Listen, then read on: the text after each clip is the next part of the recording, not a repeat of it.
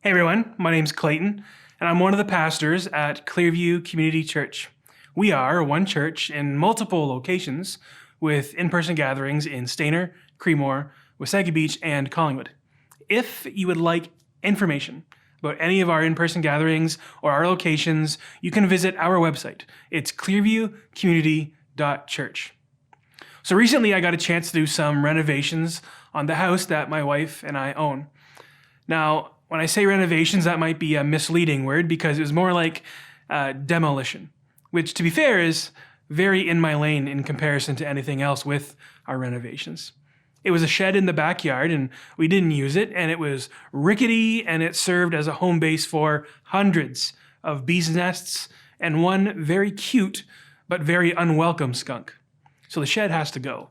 So armed with the Sawzall and the sledgehammer and a crowbar and a measure of brute force and stubbornness, I began to take the shed down, piece by piece, removing the exterior until I got to the skeleton frame of the shed.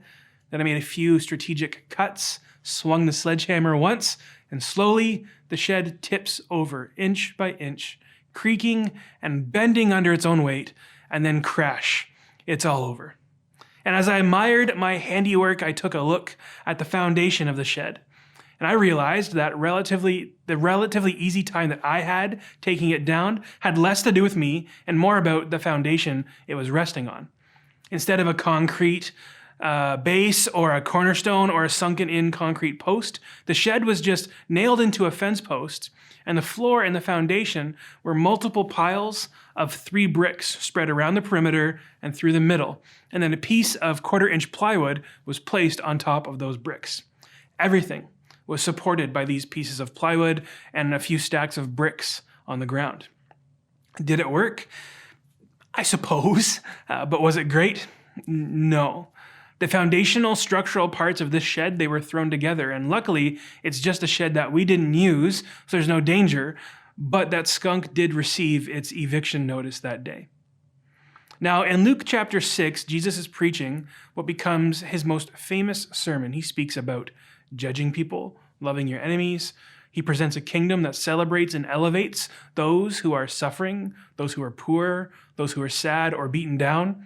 He places the self-righteous and the proud in their place, and he calls his followers to give sacrificially, to love extravagantly, and to forgive radically.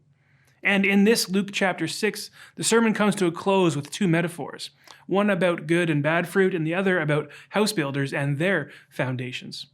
And these 2 illustrations, they're sandwiched around a powerful statement in the middle about our hearts.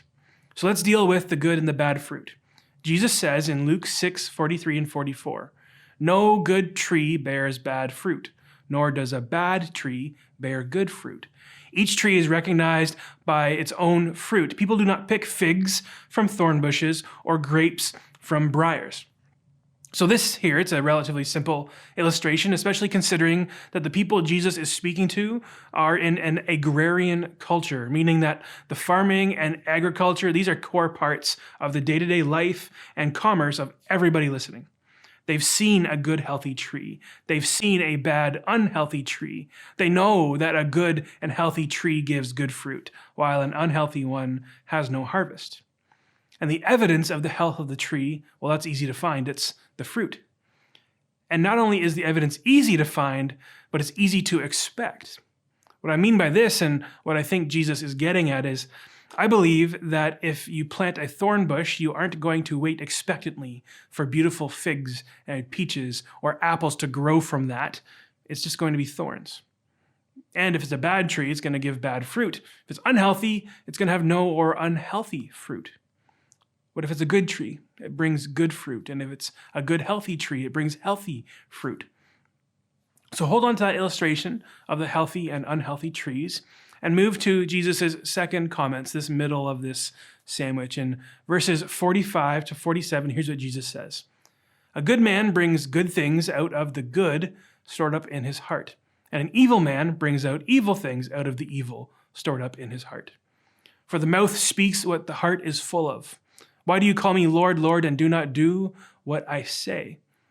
As for everyone who comes to me and hears my words and puts them into practice, I'll show you what they're like." So this is the middle of the sandwich, and Jesus gives it really straight. Just as a good tree has good fruit, a good man brings good things out of their heart. And it's just as a bad tree has bad fruit, an evil man brings evil out of their heart.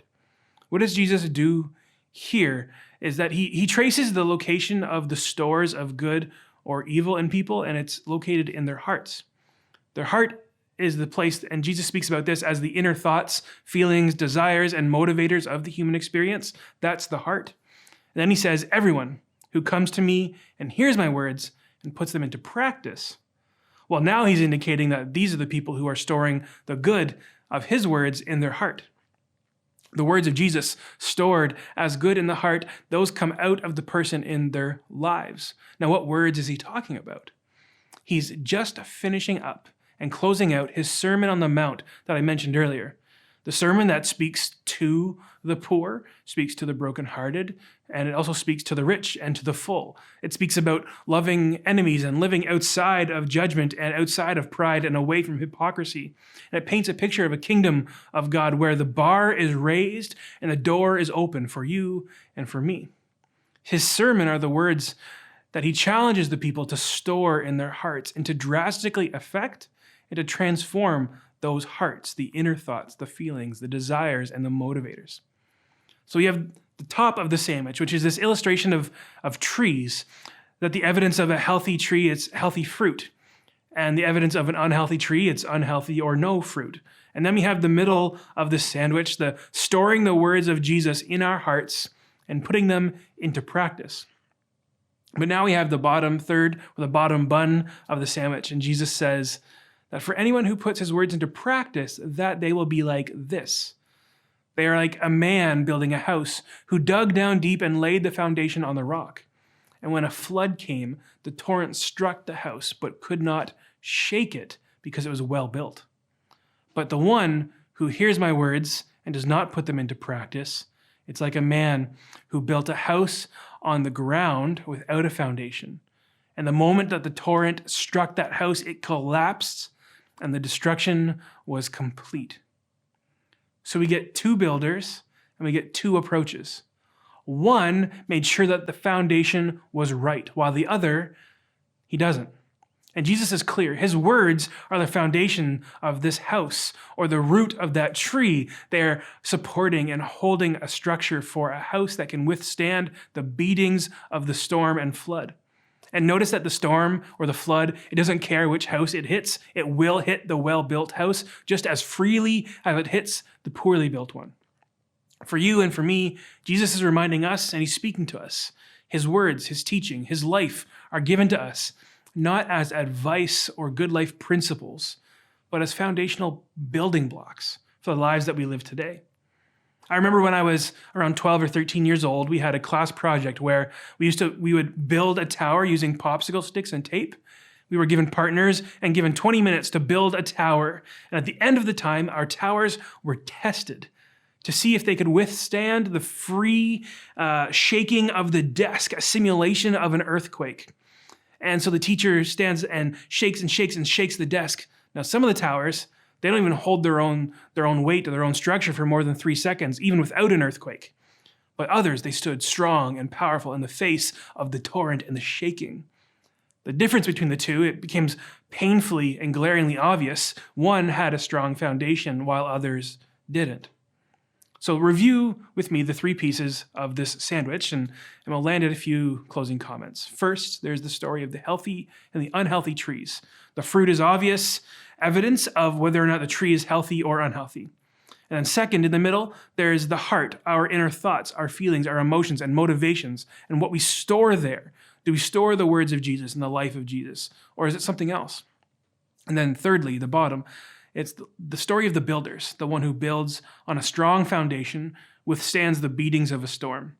And the person who builds their life and stores in their heart the words and the person of Jesus can withstand the storm better than the one who doesn't. Good fruit, good words, and good foundation. So the question is, what's the foundation for your life? What do you build it on? Jesus stands in front of all these people in his sermon and proposes the ingredients to a new type of foundation.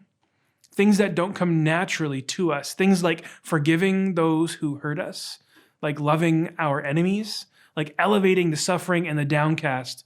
All these things were radically contrary to the way that his audience naturally lived their day-to-day life in ancient Galilee.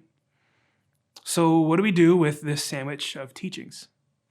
I think that there are three things that maybe we can walk away from and import into our lives. So first, we can assess the evidence. Jesus makes it very clear that the tree's fruit indicates its health, and the tree is recognized by and for its fruit. The evidence is the indicator of that tree's health, and the fruit of our lives indicates what's growing in us as well. Maybe the evidence of your life is holding a grudge or holding distrust or withholding forgiveness. If the fruit is what we could call bad fruit, then it's an indicator of something unhealthy in our lives. But here is the beauty of the gospel Jesus presents. There's no condemnation here. And instead of heaping shame onto you, we are now able to walk with Jesus, to be healed by Jesus, and to move towards health. Unhealth is not your identity, but it's information that we use now to move forwards. So say hypothetically that the evidence in my life, it's a string of angry outbursts and losing my temper and great impatience. There's the fruit of the evidence. And the information tells me there's something being stored in my heart. But now with the friends of the faith and my church community, and through my relationship with Jesus, we can begin to prune those unhealthy branches on the tree in my life and move towards health. Which actually leads into our second thought, which is cut out the bad and feast on the good. So my wife and I, we have a rose bush at the front of our house, and in the spring and in the summer, it is vibrant and electric in its beauty. But every fall, we prune, we cut out the unhealthy parts as a part of the care and for the health of the plant. And the reality of our lives is that there are things and relationships and scenarios and commitments and habits that we choose that bring unhealth into our hearts. So maybe it's time to prune. Maybe it's your phone, your computer. Maybe it's the things that you read or watch. Maybe it's even really people, as difficult as it is, that you spend time with that needs to change for your health. All the pruning in our lives, though, it is best coupled with replacing with what is good. It's like going on a diet. If you just cut out the junk food without replacing it with actually good food, you might starve. But Jesus, he ties the good to the good stored in our heart. So feast on the good stored in your heart, the good words of Jesus. Feast on your good relationships. Feast on your life-giving habits. Feast on healthy sleep patterns. Feast on things that make you laugh. Feast on the friendships that bring you joy. And then last thought, number 3, prepare for the storms. You noticed that I mentioned that the storm hits both houses in Jesus' parable. The good house built on a good foundation and the house that's built on sand. And sometimes we trick ourselves into thinking that if I do everything right, then the bad things, they're not going to happen and the storms aren't going to come. But we know the truth. We experience the reality that the storms, they hit us all. The earth-shattering news will fall to all of those who have anything stored, if it's good or bad. To those who have built on solid ground, to those who have built on sand, all that happens. So we're ready, though. We build our lives on something that the storms and the torrent cannot take down. We build our lives now on Jesus.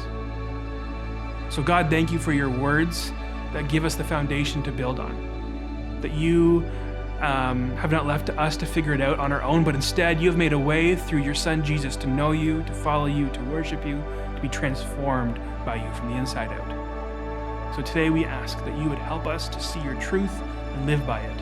Help us to abide in you. Help us to trust in you. Help us to build the foundation of our lives on you, because you are the one who can withstand the storms of life.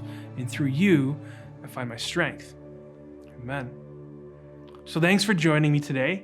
Clearview Community Church, like I said, it is one church in 4 locations with sites in Stayner, Creemore, Collingwood, and Wasaga Beach.